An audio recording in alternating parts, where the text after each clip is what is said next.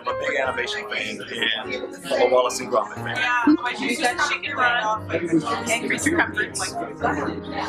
Well, I'm a huge Nick Park fan. I'm a huge Aardman fan. I'm very excited that there's a new feature coming out.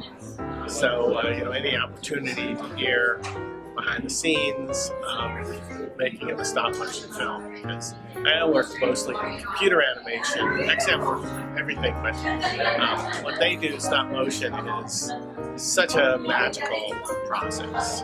Once again, I'm Andrew Fraga. I'm the curator here at the museum, and this is year 18 for me at the museum, so I'm really excited that we're here, open again at our new location. As you know, we had to navigate the San Francisco real estate market for a couple of years before we could reopen. Usually I'm pretty greedy when we get a special guest and I say, I want to interview this person, I want to be up on stage, I want to talk his ear off in front of everybody. But I said, let's roll out the red carpet. I'm going to call in a favor, so I'm going to ask, take advantage of one of our other great local animation resources. We have Pixar right over in Emeryville. So I said, we've got an Academy Award-winning animator here. Who else better to interview him than another Academy Award-winning animator? So let's give a round of applause for, first we're going to introduce tonight's moderator, Pete Docter.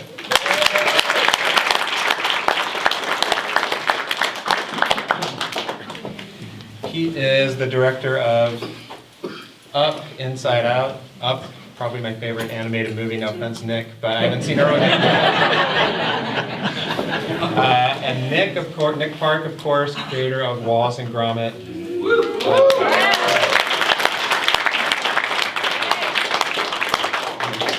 So thrilled beyond belief to have these two here tonight, and I'm going to turn the floor over to them. Great. Great. Well, I'm excited to be here to talk to animation royalty. Nick, you're the only person I know who's animated a clay chicken and a real live raw chicken. Not together. Yeah, not together, no. The second one, the raw chicken was for the Peter Gabriel. Yeah, Sledgehammer, yeah, that's right, yeah, that was my job I got, yeah. I actually would love to just kind of hear how you got Grand Day Out at school, is that right? That's right, yeah, Grand Day Out, the first Wallace and Gromit film was a college. I was at the National Film and TV School, and that was my graduation project, and we had some money to invite lecturers to the school, and the people I chose were Peter Lord and Dave Sproxton, who had been doing Aardman and doing Morph for a few years, and they were the only people I knew really that were doing clay animation. So I invited them, and they saw what I was doing, and they invited me to work. The film wasn't finished at this point? No, that's 23 minutes is a long student film. You're right. I'd done about 10 minutes at film school. 10 minutes of animation. That's of animation. That's like 2.5 years. But I was not going very fast, and I needed to somehow finish the film. I was running out of money and time, and then Pete and Dave offered to bring me to the school and bring me to Aardman in Bristol and help me finish the film. How big was the company at that point? It was only about 4 or 5 of us in the company at the time, yeah. And I know Peter and David had done some films that featured, I guess it's like a documentary style, which was much like Creature Comforts. Had you seen, was that meant to be all kind of a series, or? That's right, yeah. I think it's like the Hubblies, I think they've done years before, using documentary style voices in animation. And Peter and Dave had done similar work, a thing called Conversation Piece, or before that, Animated Conversations, where they'd had like a hidden microphone in a situation, and we were doing this new series called Lip Sync back in the mid-80s, and my contribution really was that I just did the same thing but with animals, and went to the zoo and asked people what they think about the animals in the cages. And that actually didn't quite get the right material, because people were talking about what it's like for the animals. I wanted them to speak from the heart, what it's like for them. So I went to a guy who had a really small bed sit, and some people in an old people's home, and so they said what it's like for me here and how well looked after am I, that kind of thing. I assume you guys have seen that. It must have been kind of overwhelming coming right out of school, and that was such a huge success. Got an Oscar and all sorts of acclaim around the world. Was that? Yes. Did you then feel more pressure than you were ready to? You're just starting your career, really. Huh? I more feel pressure now. To be Oh, yeah? honest. Okay. Yeah. Then I was just too naive and young to feel pressure. Rush in stupidly. Yeah, that's right. Yeah. Absolutely. How do you guys work then and now with Peter and David? Are you all working on your own projects? Do you work collaboratively or just advise each other? How does that relationship go? Yeah, a bit of both, I guess. I imagine it's probably similar in Pixar to at Pixar. We're a lot younger at it. I don't mean physically, but but we're more newer at it than you guys, less experienced. But we're slowly trying to develop a whole development system so that we, like when we first did Chicken Run, we sort of hadn't got another project, or it wasn't really ready enough, so it all fell through. But and then we lost a load of animators, and then had to that we trained, and then the next project would come. Were they hired away, or how did that? Yeah, a lot of freelancers, I see. and then so we'd then set up the next project and have to rehire people. But now we've got more of an overlapping and more development system that's more on its feet. So, But for example, today, how many different projects are going on? I think we always usually have 3 or 4 projects, or more maybe actually, in development, but only 1 or 2 actually rise to the surface and actually get made. But we're trying to get the next one, while one's being shot, the next one's in. For example, the whole crew are moving on to Shaun the Sheep 2 right now. I would guess, given the number of, you have only so much space and so many stages, that there can't really be too many projects happening at exactly the same time. That's right. We're trying to time it so that we get, we've had forays into CG, feature films ourselves. We do a lot of commercial CG actually that perhaps people don't know as well. But so we're trying to plan so that there's always a stop frame project kind of in the offing. I'm not sure I'm allowed to say any further than that. Watch this space. One of the things I love about your work, and I think is kind of the hallmark, are your amazing, great characters. They're just so genuine and earnest and wonderful. And those are really hard to do because you could easily go bland and boring. And because your characters are not, they don't have the sort of cynical edge that a lot of animated characters do. And I'm just curious about how you approach, as you're starting, where do they come from? How does that happen? Gosh, that's interesting. Gosh, I mean discuss it. I am coming from, without much objectivity. From my own perspective, it's kind of hard to. I guess it's just what you create, isn't it? What worldview you hold, and what your view on life is, I guess, and a lot of that is unconscious. And so I don't know what the answer is to that. How we do it. That would be my answer too. So, Will and Merlin, do you have any answers to that one? No, I think it translates from you and the way you are. It's your view of how Doug would see the world. Yeah. which actually, how if you didn't use the words animator or filmmaker, how would you describe yourself? I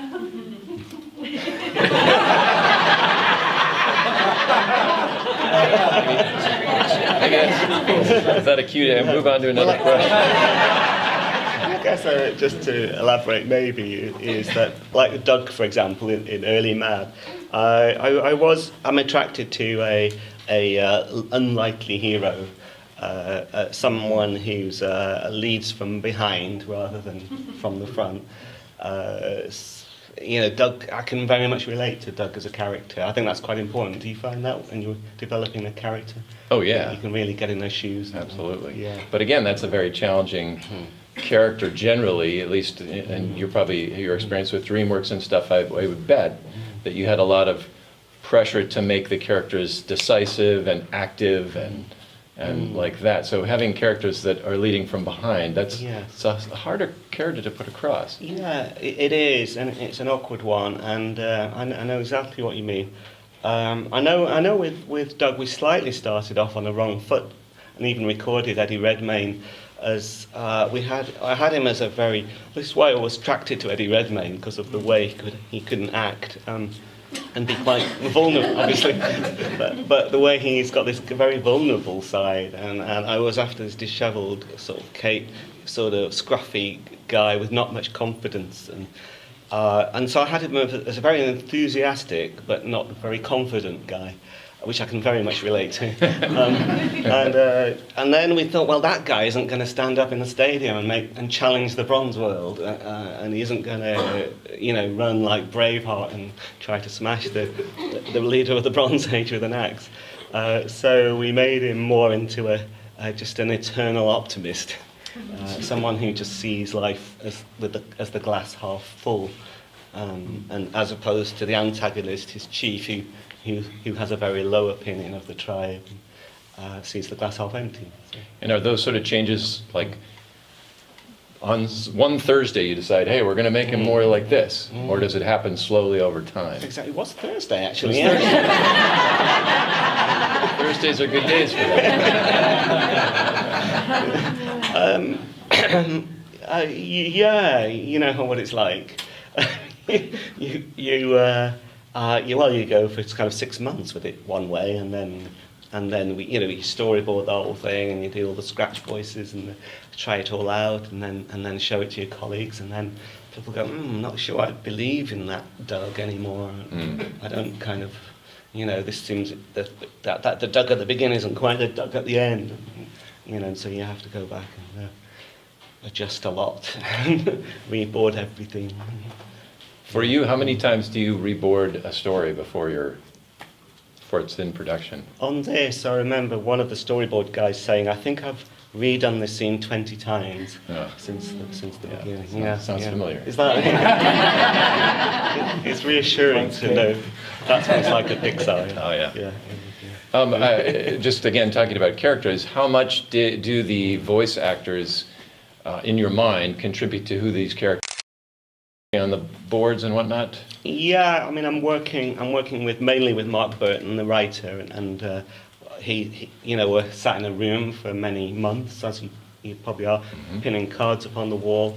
He's writing notes on the characters, the different arcs, and I'm sort of sketching the characters, and so it's all kind of developing. He's sculpting them in writing on paper, with words. I'm kind of writing, with pictures, really, visually, with pictures.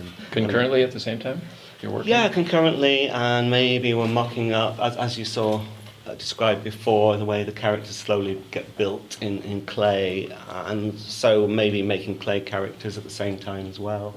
And then we're searching for what they may sound like, what their whole world is, their attitude to everything is.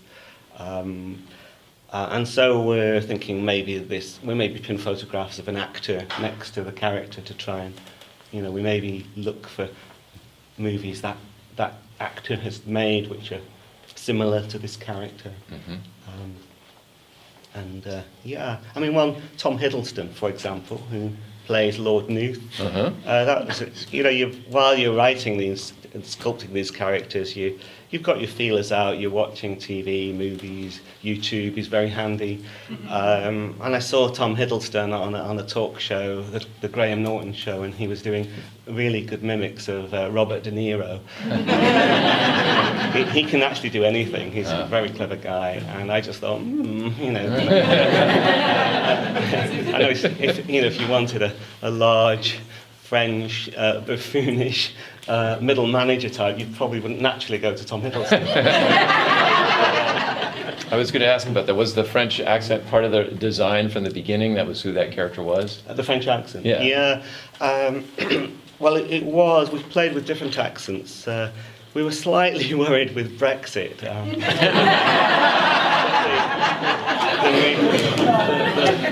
We started filming before Brexit happened, and we didn't want the movie, especially in the UK, to start being seen as a nationalistic statement or anti-European in any way. But so we actually tried Tom doing an English accent for a while, but it was just in a way too typical, because there were so many English villains. And even Studio Canal, who are based in Paris, preferred the French accent. Oh. So we stayed with it. And is it playing well in France? I think it is. I don't know if it's Okay, open so yet, but I assume they're dubbing it. Maybe they're making him Yeah. a bad British. probably. I was going to ask you about your approach to just the filmmaking as you go.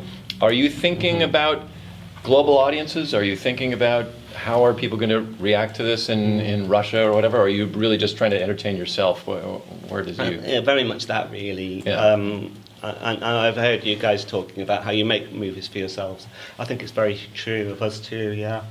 We sit around and what makes us laugh goes in. And I think all our references, for me, personally, in terms of what inspires me, I think of the movies that really made me laugh or when I was a kid or really scared me. And I'm sort of using that as a resource, really. And it's a reliable resource. Yeah, makes sense. Yeah. By the way, thank you for translating for us. I know all you folks in Britain call it stop frame. Okay. And so we all call it stop motion, and so we now we understand you. Yeah. I also know. Or sometimes I'm there as well, or all of us, and we talk about the shot, every detail really, about what they're feeling, what the purpose of the particular shot is about, what it's got to fulfill, the beats we've got to hit. We use that live action footage as you saw. And that acts very much as a, maybe hold this, that look a little longer, or then we get the tests in, the block, and maybe that shows up some problems. So then we talk about it all again. Do you ever use the blocking to adjust timing, even on video? We speed do. it up We here? do. It quite often shows up some problem, or because what we do with the block, we then cut that into the edit, and then we look at it again as how it flows with the rest of the scene. We find that maybe there's just something really wrong about the timing. We need to maybe half the timing in the shot, or maybe some things are a bit too quick. And there's still, even with all that, as the guys were saying, there's a lot of unknowns as well. Yeah. That you won't be able to go back and adjust. Do you cut in the live action video as well, or is that too distracting? We have done, I think, a little bit. Yeah. They're shaking their heads, but Too distracting. we have a little. We did do a little bit. I remember. Yeah. I was curious, what was the last scene of animation that you did yourself? How long has it been? Oh gosh, yeah. I think. Well, I did There was a documentary, a BBC documentary, and I had to animate the guy, the host, of the documentary. Oh, okay. Because it was about Aardman. Uh-huh. I think that's the last bit I did. That was. How long quite a ago was few that? Yeah, Okay. that was about 5 or 10 years ago, actually. I do miss the hands-on, I must say. Speaking of that, are there any scenes or elements of the film, because inevitably things change, stuff gets thrown out, are there things that you really love that for one reason or another didn't make it into the film? Yeah, I think there are, and I cannot think of a single, Oh, all right. a single hilarious example. Well, maybe there was a good reason they got cut. Yeah, that's right. We actually did end up, unfortunately, shooting stuff. Actually, because normally, because you do the story reel so that you don't have to, you edit it in effect before you shoot it. But we did end up shooting some. Like when Doug's character changed, we'd already shot some stuff of Doug by that point, and then had only a handful of shots. Uh-huh. But we ended up going back to Eddie, recording more, and then re-shooting those shots. So was the change because there was a vocal change, or was it like pose and attitude as well? Yeah, it was mainly just a character change. Right. In terms of what the words he was using. I see. Yeah, sometimes we actually reused old stuff but put new dialogue on. Uh-huh. And with a bit of nifty editing, that can work. How much are there shots in the film that get animated and just end up cut? Very few. Yeah. There were a few, sadly. Yeah. Usually there's hardly anything. Yeah. But in this case we did shoot stuff. Huh. Yeah. I just can't think of any examples, but there were some good ones. really hilarious. I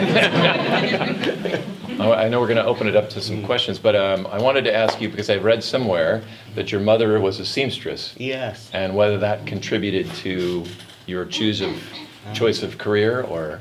Yeah. Both my parents were very creative, and that was really encouraging. Yeah, my mother, she still makes dresses and stuff. She's quite elderly now. And yeah, I used to go through her box of scraps looking for materials and making stuff, you know. Even one of my first films was using, do you have fuzzy felt here? Yeah. Like felt cutouts on a felt board. One of my first films, I made my characters out of felt cutouts, and I spent about a day animating these. Was that on Super 8 like film? a 2-minute film Yeah. done in a day. Yeah. So it's very jerky. Yeah. Yeah, Standard 8. Standard 8. Back Oh, then, even older. yeah. They didn't have Super 8. Yeah, those young whippersnappers. Yeah. Oh, and the other thing I was curious to talk about is I'd read that you were involved in a stage adaptation of a Ghibli film. Oh, yeah. Is that- Yeah, I was, yeah. So that was in 2013, I think. I wasn't actually involved, but an ex-tutor of mine from film school, his daughter and friends have started a theatre company, and they wanted to put on Princess Is that Mononoke? Mononoke, and they said, "Oh, there's no way we would ever get permission." And I went, "Just let me." And I wrote to the great man himself, and he gave permission. Yeah. Wow. Yeah. Were you involved then in the production, or was it up to them? No, not Okay, really. so But you just- they loved it, and it went around Japan. So, Oh, wow. Yeah. That's great. Yes, and Mr. Miyazaki never gives permission for this kind of thing, so I felt very privileged. Yeah. Yeah. Well, do we have any questions from the audience? There's somebody back in there. I was curious where Gromit came from. Was there any influence with Charlie Brown and Snoopy? I was a big fan of Charlie Brown. Yeah, Snoopy as a kid. Yeah, grew up with watching Snoopy. Definitely. I can't say that I actually was directly, actually making Gromit, but I guess it was. It's hard to go back to the origins, isn't it? Where it came from. But I remember, the original Gromit was he was going to have a mouth and make lots of like Scooby-Doo kind of sounds, and I always feel like Gromit came out of clay. That he probably would have happened on a computer screen, but for me, it's the clay and the fact that the animator has to tweak and tease out every single. And for me, I just found the eyebrow much easier to move. In that moment, Gromit was born because he suddenly became intelligent. I wasn't really thinking of him, and sensitive, and very much opposed to his master, who was less sensitive. Did you already have a beat on that character as you started out, that Wallace? You knew kind of what he was about? Yeah, and he sort of evolved in the same way. He was very simple to start with, and has slowly evolved in a way, got more, I can't say sophisticated, but just the way he moved and the brow, and his mouth suddenly became massive. He had quite a straight face at the beginning when I first started, and then I recorded the great Peter Sallis. Yeah. Doing his voice, and it's just the way he said cheese.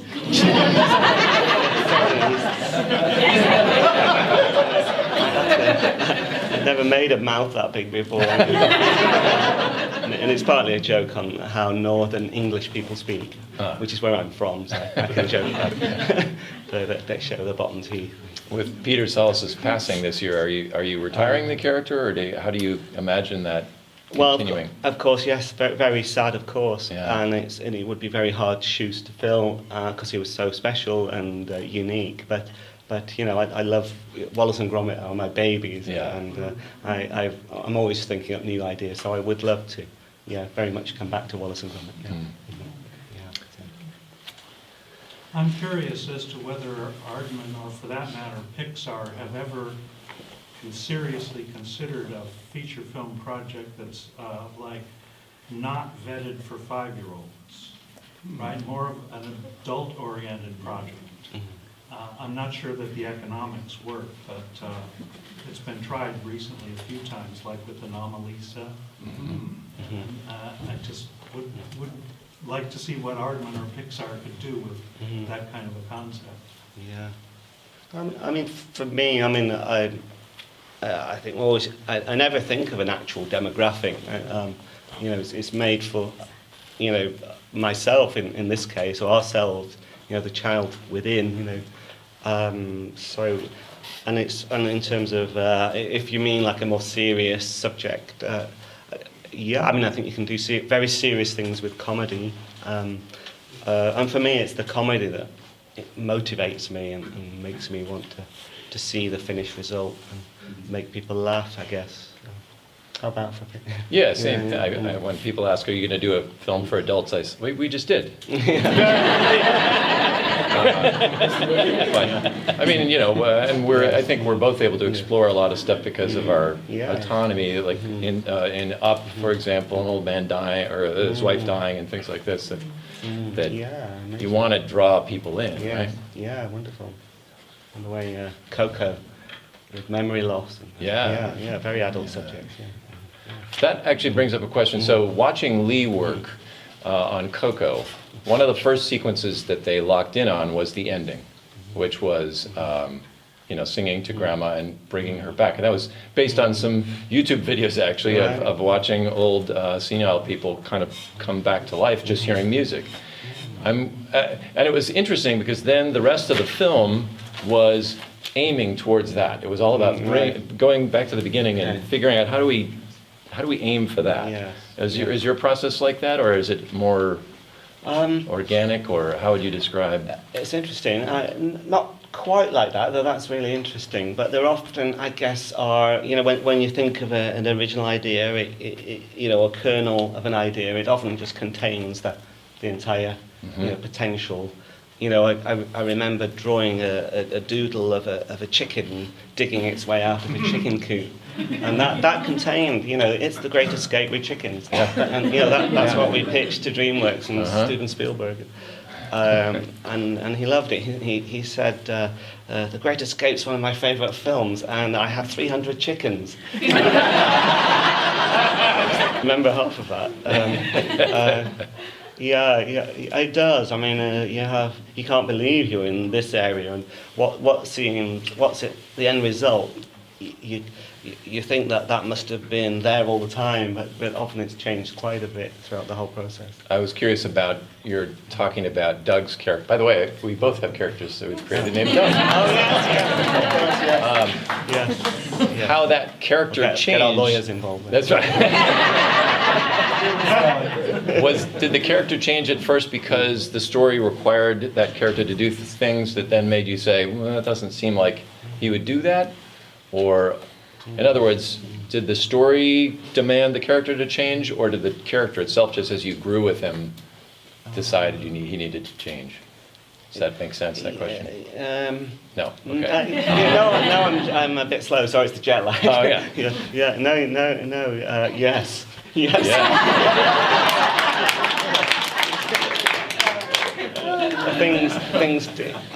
I think things changed in ways I wasn't aware they could change from the beginning. You know, I think the basic concept was there from the beginning about a bunch of cavemen that you know, have to fight for their valley and can't use their clubs and spears, and they're against a force far too mighty, the Bronze Age, and so they have to do something else to get their valley. That was always there from almost, you know, day one or the first week, and then it was a matter of, you know, wrangling that idea over the next couple of years. And I assume football was also from the beginning. Yeah, it was. Yeah, that, in a way, that was because you know, I always loved the idea of doing cavemen and a tribe, but I wanted to find a different angle. What makes this a bit, because you know, cavemen are, you know, well covered already. What would make this a bit different and a bit quirky and a bit a bit silly, and I think I drew a caveman hitting a club, with a club, typically hitting a rock, and started to think of sport and baseball, and how was sport invented, and did sport bring about civilization, or and the tribal nature made me hit on football or soccer, and it seemed like soccer's very much a religion at home, so. And very tribal. Yeah. Any other questions? Yeah. So, please. I'll go. Go ahead. So, other than Ray and Harry the dinosaurs, are there any references or homages that we should look out for that you could share? Yeah, references and homages. I love referring to films and film culture. There are some, yeah. I mean, it's not a direct reference, but there's a game at the end, if you haven't seen the film. And it was one of the biggest challenges, by the way, was how to make it exciting and cinematic and funny and tell a story. And so Gladiator really came to mind very much. I looked at that very much as a model. But Mark and I, writing, we just watched every underdog sports movie there was. And that was the other thing that appealed to me about the idea. I hadn't seen a prehistoric underdog sports movie before.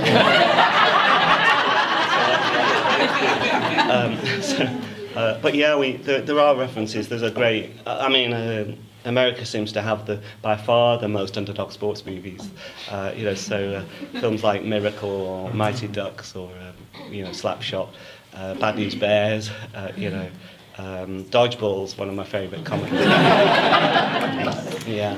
I understand Wallace and Gromit make an appearance in the film. They do, or which I can't really explain, but I think my colleagues. We didn't see them, but we have to go back and watch again. No, I hadn't seen them either until I just happened to stop the editing machine on a frame by accident. And either Will or Merlin put them in.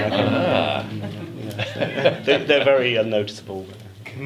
They do make an appearance. I think we've got Feathers McGraw, the penguin. He's made an appearance in different films. Yeah. So you play a character in this film. Do you want to give us a little bit of voicing this character live? Thank you for that. I was just thinking of, this is Hobgob, of course, the pig, and I just thought of Scooby-Doo, really, and a sort of pig version of, sorry, I'm on the spot now. It's just a kind of, I just would repeat things Doug says, and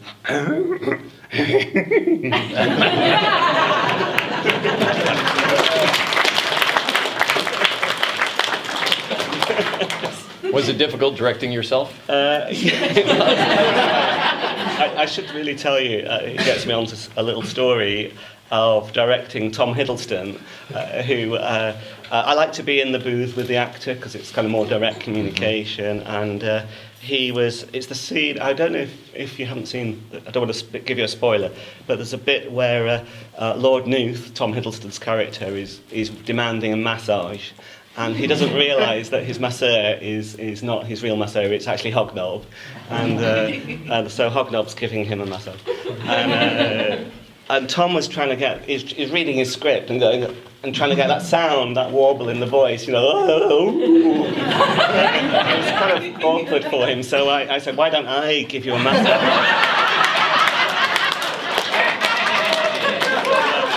So what you hear in the movie is actually me.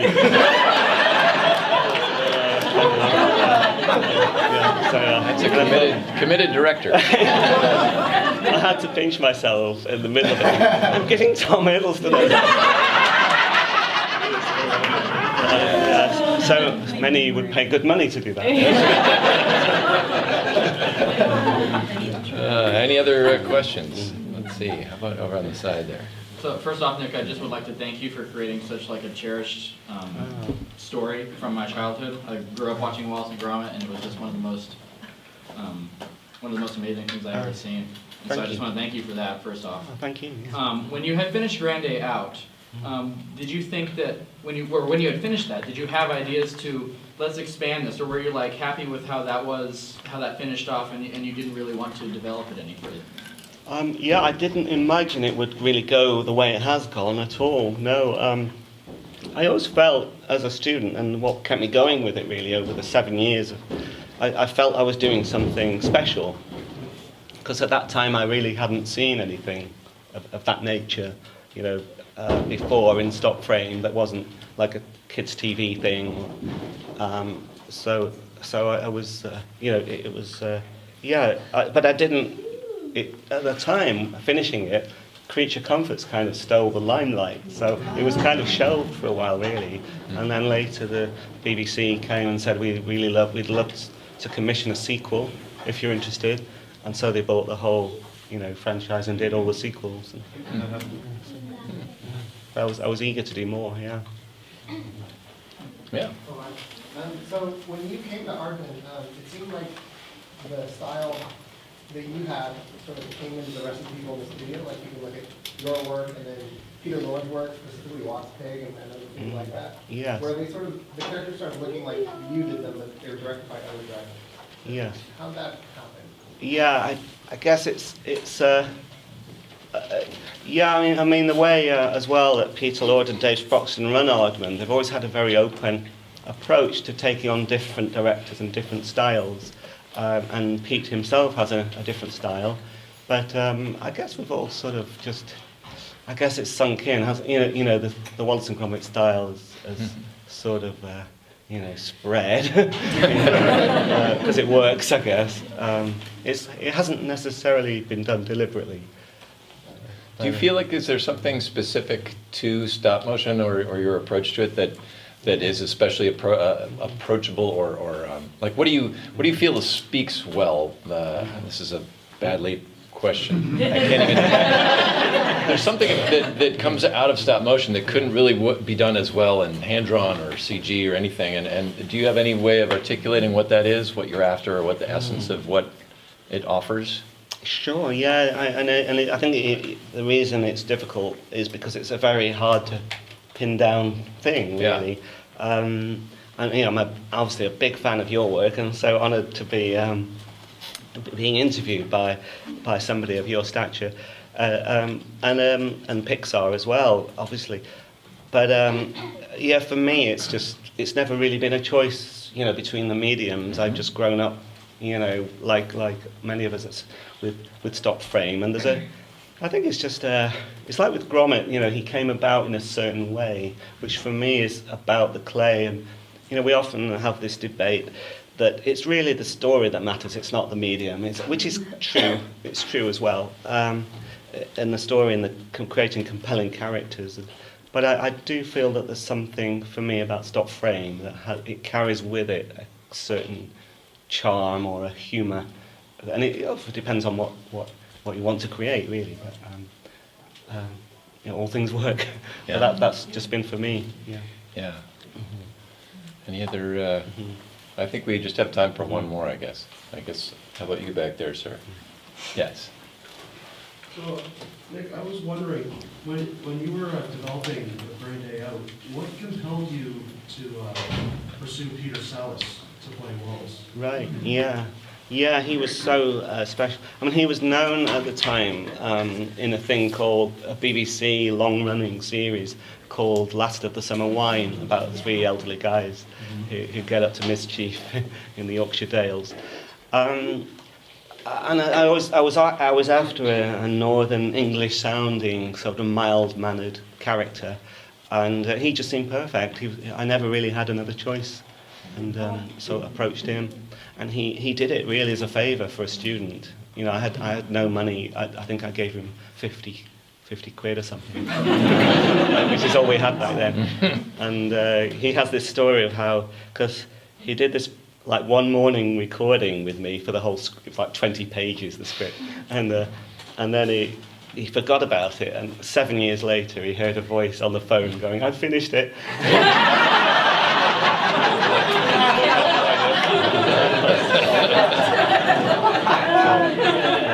Yeah, but it was great to have Peter. Yeah, fantastic guy. Well, you finished another great one. Everybody should go see Earlyman. Comes out this Friday.